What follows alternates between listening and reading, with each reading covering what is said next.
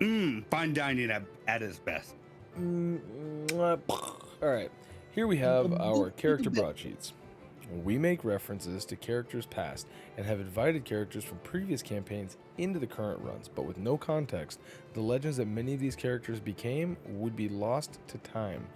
So I wanted to take some time and talk to each player about a character that they played to keep the legends alive and to possibly hold their memories hostage so that way I can leverage them against the fresh faces of our adventure.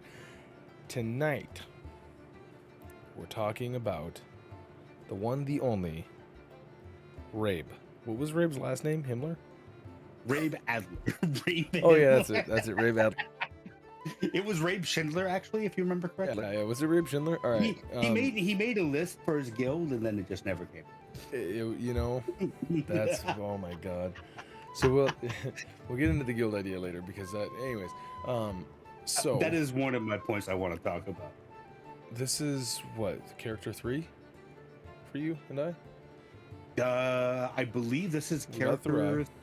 Yeah, we have Rai Emiko. So yeah, this is character 3. This is character 3. And then I think this will be your third character. And then it'll be my third character. No, it'll be my second character. Second character, because we haven't done Julian yet. Yeah, because we haven't done Julian. More on that later. But, so let's refresh this. Rabe. Kyle's campaign. So this is the campaign after my campaign, right? I believe. Yeah. Yes. So Kyle's campaign after mine, World of a Through, Rabe Adler was the character we all did the session 0, right? And this was the character that you brought to the table because we needed like a skill monkey, I believe. Like we tried to kind of. This was at this point, I believe we were all like, "Hey, party composition matters," and Kyle was even like, "Hey guys, party composition matters," and nobody really had like a bunch of skills, and so you were like, "I'll be the rogue with the skills." More or less, I think Rabe. I don't have his character sheet pulled up right now, but if I remember correctly, Rabe had a lot of not proficiencies, but generally he had pretty good allocation of skill. Like, I mean, he wasn't a jack of all trades, but he was pretty proficient in almost any kind of situation they got in. I think he had persuasion or deception tapped. I know that he had acrobatics tapped because that was one thing I was like, we're going to use this a lot, and then it just didn't get used at all, which was great. You would think that would come in handy. I've got here, so for a normal campaign. I've got his thing pulled up: acrobatics, athletics, deception, intimidation, perception, stealth.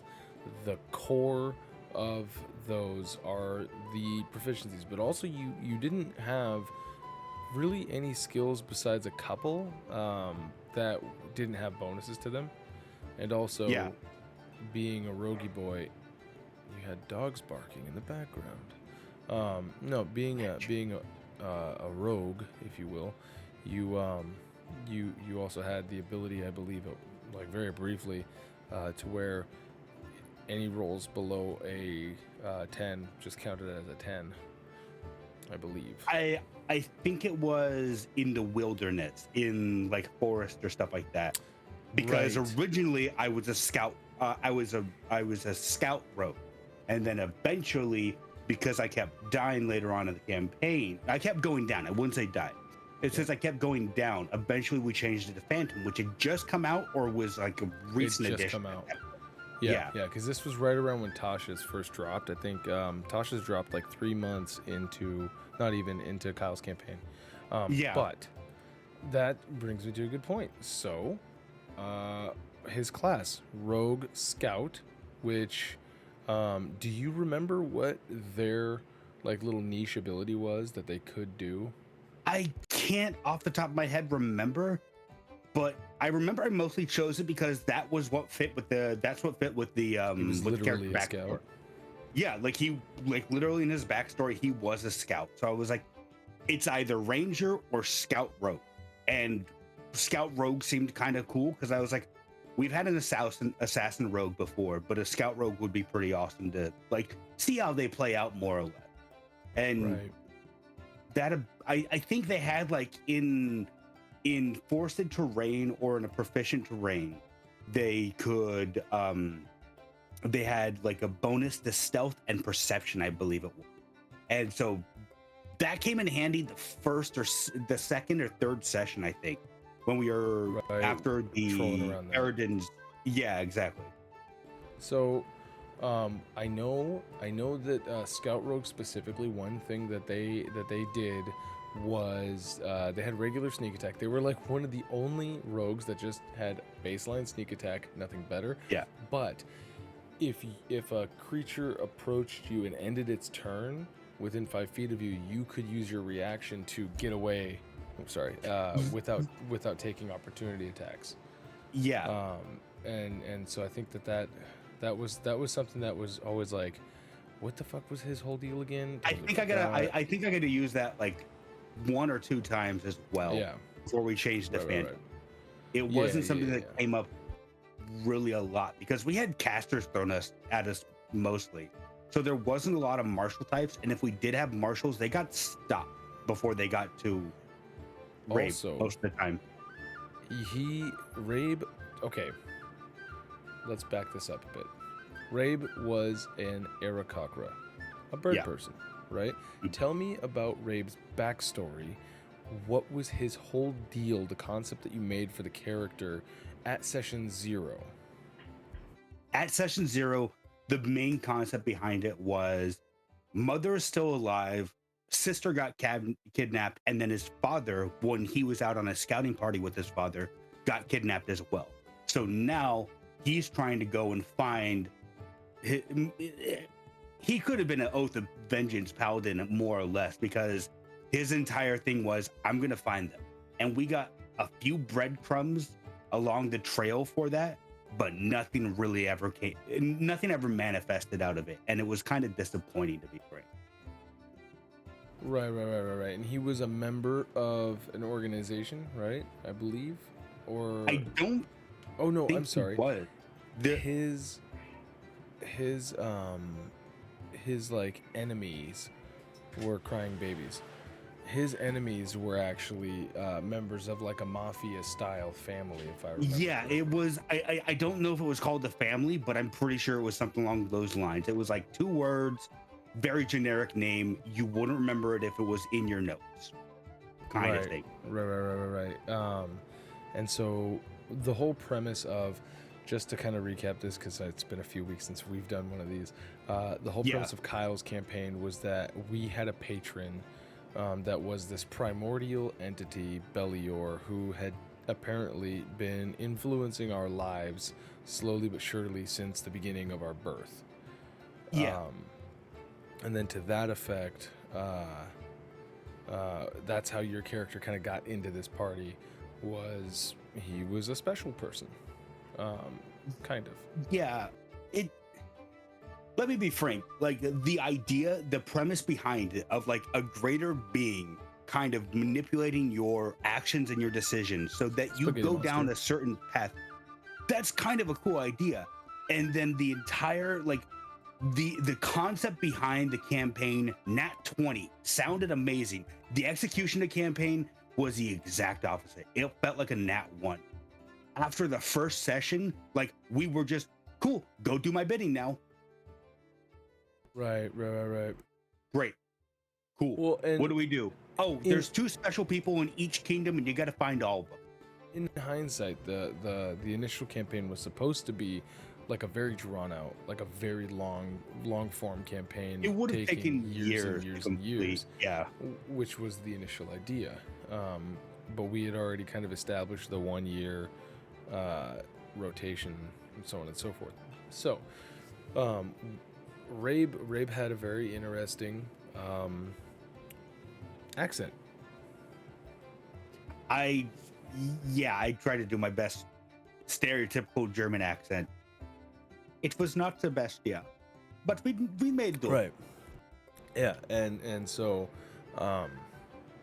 one of the problems that we found very early on that we're kind of warned about, but we didn't realize, I believe, to this extent, was the fact that you were in Aarakocra, because you're starting with a fly speed, if you took flight, you were automatically like canceled in most of our combats.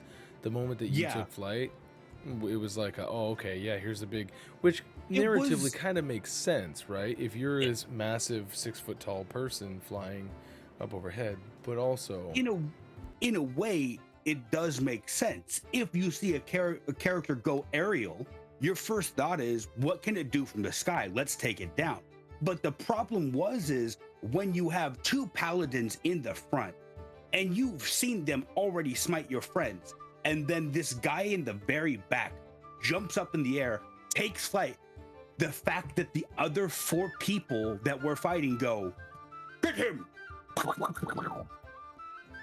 the how is that fair? Right. And that was the one thing I hated most about this campaign, was it felt like anytime you went off the beaten path, even a single step off of it, you got punished for it. I got a nat 20 one time in the entire campaign, and immediately I got downed by everyone in the next turn. And I'm like, how is this even a semblance of fair? The enemies that were fighting in the front just went, I'll take the opportunity attack. That bird boy, he gotta die because he just did some shit. Now, luckily, we did kind of figure out a workaround for that, right? We figured out that if Eridan cast Sanctuary, they would have to make a Wisdom saving throw, or they would have to target somebody else, which actually kind of saved your bacon more than a couple of times. But what inevitably we found ourselves in, with Rabe specifically, was we found ourselves in a lot of tight spaces where flight was just like, it wasn't really like a deal. So the personality of Rabe, I believe this was, at least as far as our D&D group is concerned, this was your first evil character, right? He was lawful evil. Yeah, he was a lawful evil character. I had a set rule list, more or less, of like, these are the laws that Rabe will follow in order of like top priority to bottom priority. And at the very top was like, I think the first one, I don't know if I still have it. It's probably a file on one of my other hard drives. But like, one of the top laws was, if there's a way to get information about my father or my sister or this organization that kidnapped them, pretty sure it was like the Hand or the Black Hand or something like that, then we get that information no matter what. The second rule underneath that was, if it endangers my friends, we don't do it. But the problem is like, other than like, Eridan and Rabe from the very beginning had kind of a bond together. They seemed to be getting along, and I thought, cool, this is going to be like a great friendship, which makes perfect sense because the both of us have a great friendship. So it's like, cool, we're just playing ourselves at this point. Awesome. And then the rest of the party members kept like pecking fun at Rabe, and I was like, they seem chill, and then they kind of just do these like, hey, does that poker? Because he's a giant bird, and so they were like, the preening feathers jokes or the cloaca jokes. I don't think Fortis called Rabe by his name until like halfway through the campaign. Yeah, no. Like, it was like Bird Boy and stuff like that. Yeah, it was Bird Boy the whole time. I like it. It's kind of funny, but after a while, I'm like, all right, like, are you a friend or are you at the bottom of the list? You know, are you the VIP or are you like, you're not getting to the club, sir? So we already discussed his role is kind of to fill the skill monkey. It was to fill the skill monkey like set, getting all those weird skills that nobody else really had. What was a quirk of his? Oh, actually, the quirk of his would be the list, right? It would be his list of rules and his enmity. So, to that effect, you had mentioned briefly about him dying and coming back as a phantom rogue. Yeah. So, do you remember the event of him dying? I think it both was out of game and in game. Sorry. I think it was after in game. I think it was after they fought a lich that he got that ability, and it was like the session afterwards, because that was near the end of that session. But I know out of session, we had to finagle and like twist Kyle's arm to be able to switch his subclass, and there was a point where it came to where I almost was just like, what's even the point? Like, if it's gonna take this much just to get a simple subclass change, then I'll just stick with Scout. Fine, whatever. But eventually we did, like, I think mostly on your part as well, we did eventually get him to allow the change from Scout to Phantom. And Phantom, 20 times better in my opinion. Like, so, the sneak attack, oh, go ahead. Well, what I was gonna say, as far as like the arm twisting, there, if you look back at the TTRPG space, just a quick history lesson. Tasha's Cauldron of Everything comes out, and it's the first book that actually tells you explicitly, hey, you can change your subclass in a narrative way if it fits, and you and the DM agree that this is a thing. Then why shouldn't you be able to basically respec as something else if it fits? Now, we had already done that a couple of times in like with Balthazar, for instance, going from a Vengeance Paladin to an Oathbreaker.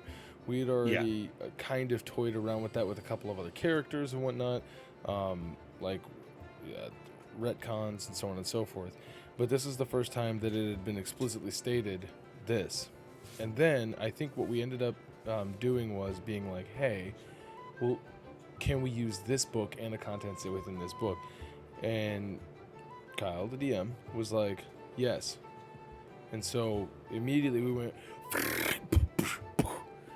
hey, this says that we can change subclasses. Is that okay? He was like, well, I guess if it's in a book, which is really interesting because apparently a lot of TTRPG like tables at the time were of the same mindset where it was like, well, it doesn't say it in a book, so I'm not going to allow it to happen. And so just to kind of peek behind the curtain, I can kind of understand to a certain degree why there was hesitation, because it's like, yeah, you're kind of messing with the meta a little bit by changing subclasses. Like, you're still a rogue, sure, but the specialization inside of those things is always like, can come into conflict if, for instance, you have an Oath of Glory Paladin become an Oathbreaker Paladin. Yeah, I mean, like, like, that was a thing, though, was looking at it, it wasn't going, hey, I want to go from rogue to fighter. It was, I want to go from rogue subclass Scout to rogue subclass Phantom. And, like, we came to him with the argument of, like, he keeps dying. There's got to be some essence of death that lingers about him that's causing him to keep getting struck down. Kind of like a jab at him for, like, hey, you keep killing me off. Like, I see that you want me gone. Yeah. But also kind of like, hey, this is kind of like, this is the new subclass. Why not try it out? You know, hey, we got a test case right here. It would be awesome. And then after that, combat seemed to go by a little bit easier with Rabe, but it was still pretty difficult. I mean, I'm a frontline player anyway. If you give me a caster, I'm not going to run myself in the front line. But if the front line comes to me as a caster, I'm probably still going to be like, I can deal with these guys. I've got a sword. Yeah, fighter and barbarians are back for sure. Yeah, exactly. But so, like, with that as well, the scout not critical hit, but the sneak attack of the scout wasn't anything to write home about. Whereas with the Phantom, you get to choose another enemy, and your sneak attack damage goes to them as well, which to me, awesome. I'm now doing this guy, and if there's anyone within, like, I think 10 or 15 feet, they're getting knocked as well, which is pretty good when we have big crowds, which we kept getting thrown into. So I was like, right. This works exceedingly well. So that explains your shift from Scout into Phantom Rogue, which, big thumbs up to Phantom Rogue. It's an excellent subclass. And then at some certain point, I don't want to make this about Aridin, then Aridin dies. Aridin died before the Scout. The Scout. Oh, did he? Oh. Yeah. Oh, the Scout switch was while Balthazar was there. That's right. So that was what I was going to say is, so Aridin died at one point, but before Aridin died, our characters had done a thing. We had gotten to like level 7, I want to say, like that, which took like, forever. But we had gotten to level 7, And okay, this is gonna sound weird. According to Matt Colville, which, you know, right around level 7 is right around where characters ought to start thinking about other things to be doing to affect the world outside of just your normal combat and just like being the adventurers, right? So we were talking about it for a while, like, why don't we come up with a sort of organization, which is a natural progression, because as we'll find out with Aridin, again, I don't want to make this about him, but as we'll find out with Aridin, he was in the Church of Ogma, and I had kind of made it so that with that organization, the Church of Ogma was basically like the CIA. Like, they were literally like, give us information or we'll waterboard you. Yes, I do remember that. And so those two things sort of really like aligned with Rabe and Aridin to where we tried to create this thing. Originally, Yeah, please go ahead. I was going to say, originally the idea behind it was we would more or less be information broker. Like, you give us information, we'll pay you on how much we think it's worth, and we'll verify it. If it's unverifiable, cool. You get to keep the 2 copper that you got. But if it's verified and it's actually like there's a treasure out there, cool. We'll give you a few gold or like a percentage of it. That was the idea behind that originally. And then the further and further it developed, it was kind of like, cool, we can fence any information. And then, like, if people have information that we really want for our 2 characters, then awesome. We have that information. We can find out about Rabe's missing family, or like how Aridin can get back to the to his plane. Like a whole bunch of there's a whole bunch of like ideas behind it. And then once Aridin died, I figured, cool, I kind of still want to do that, but at this point we had a run-in with the Adventurers Guild. In this world, there is an Adventurers Guild, and there's like a dungeoneering basically guild. Like Fairy Tale, but there was a guild for everything. You get like a little armband that more or less is like, I'm a platinum, I'm a bronze adventurer, whatever. I think it was copper, bronze, silver, copper, brass, bronze, silver, gold, platinum. Yeah, yep, you're right, 100%. Oh, and then diamond, but yeah, there was no way we were ever going to get the diamond. Let's be honest. But they also were very touchy about everything. They were very rude if you weren't like, hey, we're just here to pick up a mission and there you go. They were very standoffish, I would say, is the best way to put it. The idea behind that point was, cool, I'm going to take this original idea we had and I'm going to turn it into a more friendly version of the guild, but that will still pay for information and various other services. More or less, we're going to make the strip mall version of that. And eventually we're going to buy them out, because why not? And as soon as that came to light, it seemed like at any moment it was trying to be crushed. I think Rabe got arrested. His Adventurers Guild badge got like revoked, which was like, okay, great. So I can't take missions anymore. I have a bunch of my money in your bank. Can I get that out at least? Nope. Right, because you were the banker of the group. So what we had done is we had set up a group bank account. Yeah, we had set up a group bank account so that way we all wouldn't have to track the gold that we got.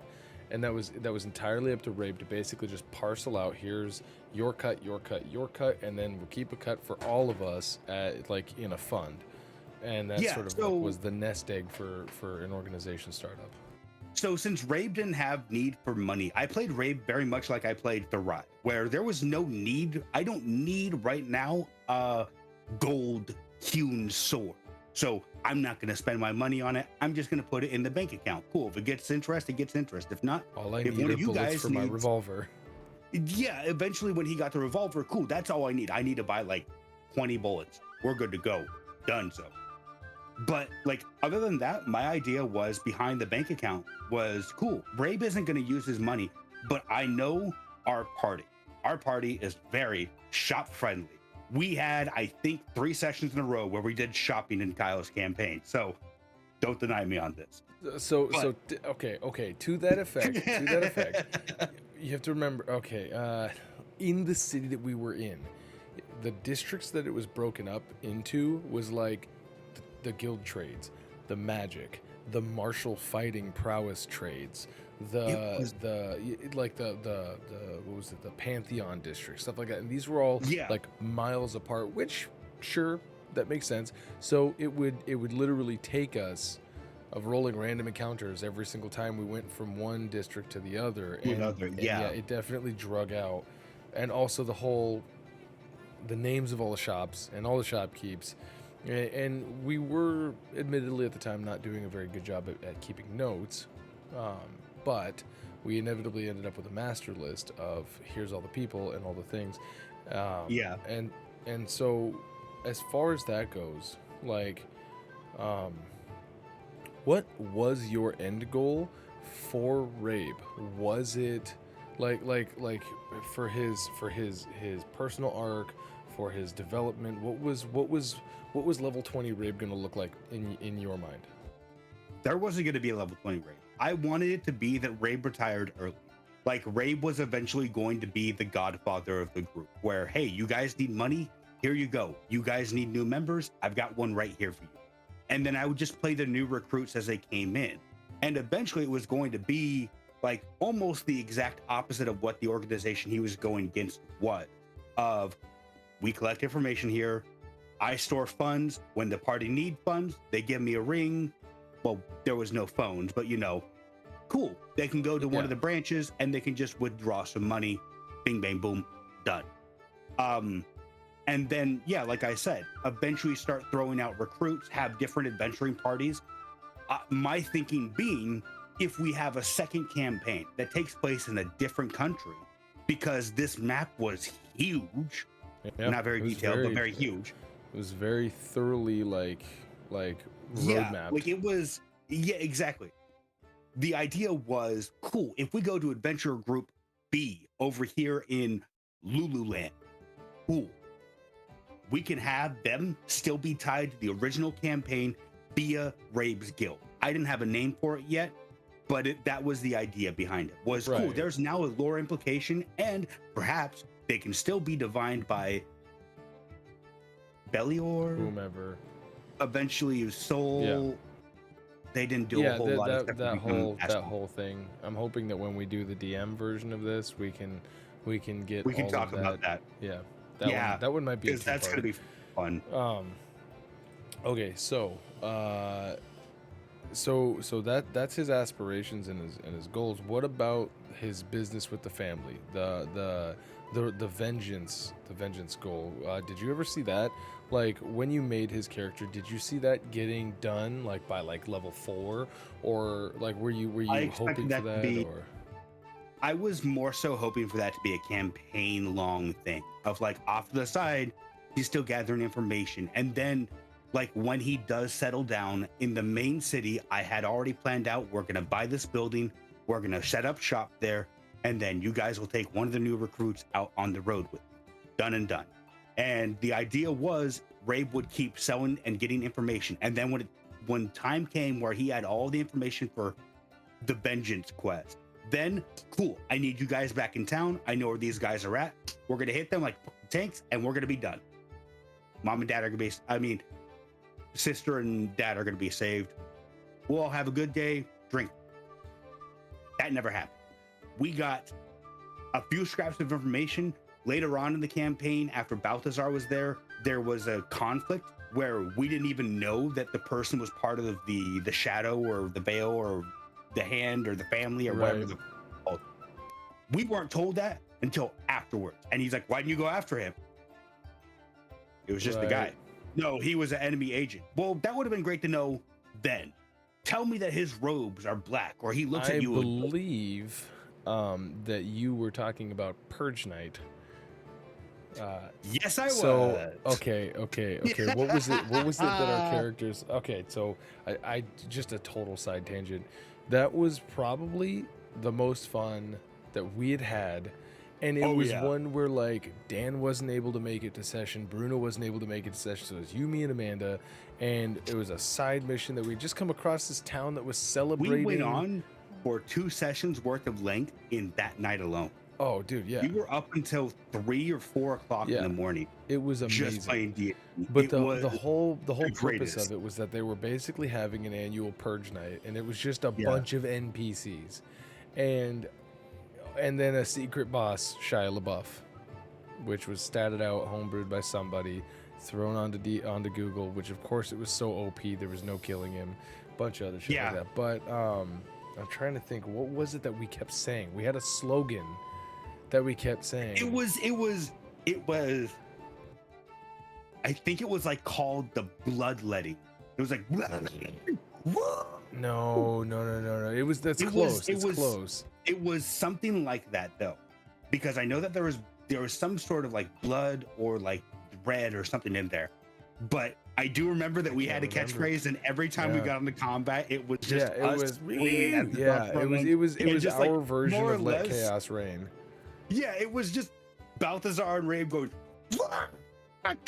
So this was one of my favorite parts about this was, and again, I don't want to make this about my character, but we were able to create basically a blender, because my character had like some plate mail, and then I could make that magic, which would give it a +1 because he was a forge cleric, and then using using spirit guardians and just walking through an entire, because it was like literally it was described as guilt-free murder hoboing, and we kind of needed that because we were like pent up after being thrown all of these bad guys that we just had the hardest fucking times even getting through, quests that ended up like compiling into like the most ridiculous like frustratingly complex, and then here was this one moment where we had this thing, and then it was just villagers. They were level 1 adventurers, if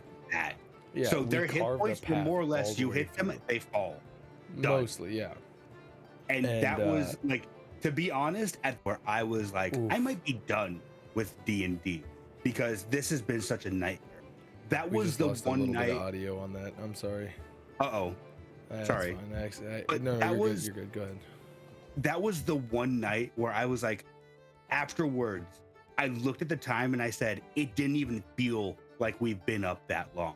Like, I'm ready to play another round of just that because that was fun. Yeah. And that's the thing is, I think maybe that kept us going for another 6 months. I mean, to be quite frank, that and the promise of I'll change. I promise, guys. Yeah. Well, you know. So all right. So side tangents aside, you know. So you have this idea, build an organization, basically information brokering. We've got this main quest of trying to find the people who are going to influence history the most. We're doing all of that at a snail's pace. And then when we get to the end of the 1-year rotation, we find ourselves against like a gold, like a literally, I believe it was like a dragon made out of like gold pieces or some shit like that.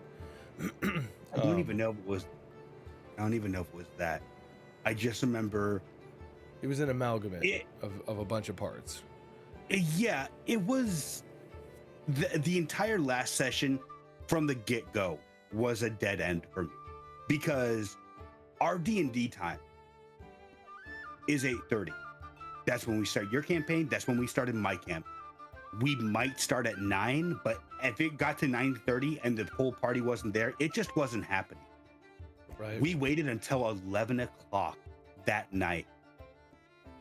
Not because us. The 3 players that knew they were going to be there were there.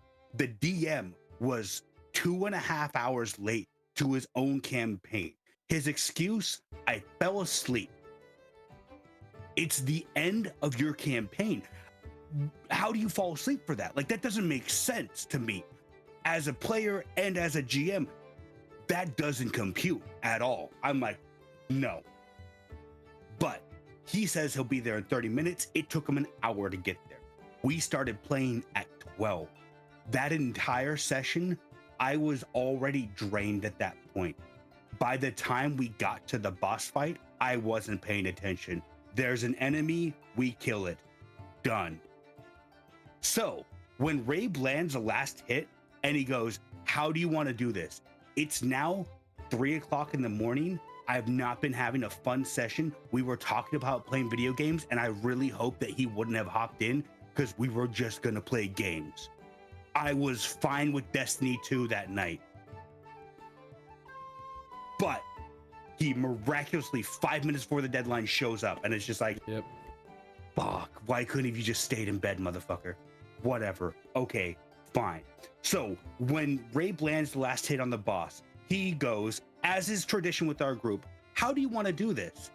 Me, being drained, tired, and fed up with this fucking campaign, just said, I don't care. I just want to kill it. And it happens. And I'm like, thank God that chapter is